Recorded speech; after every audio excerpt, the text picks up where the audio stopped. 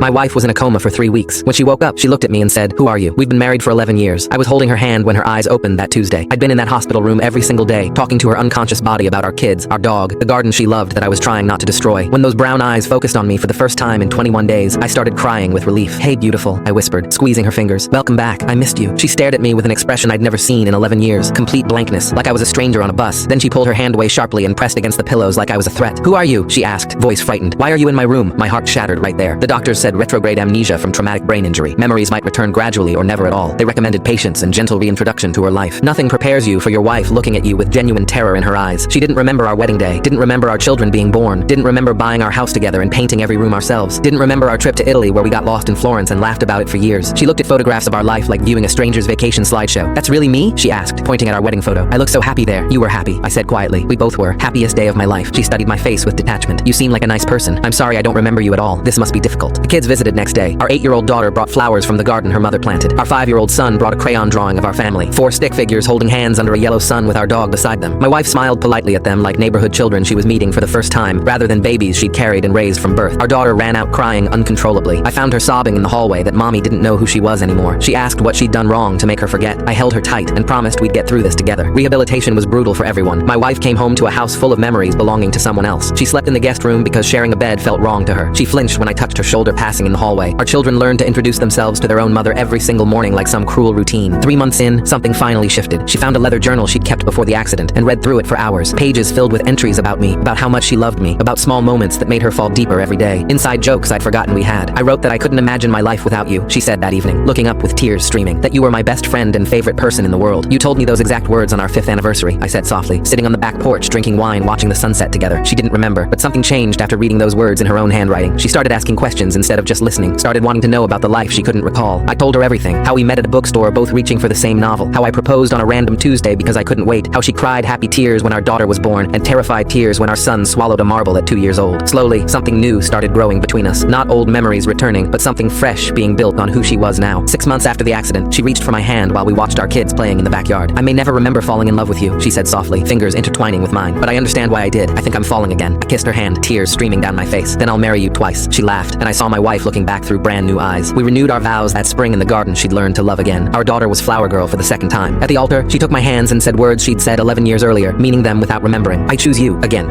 Click the link on the homepage to watch the full follow-up for free.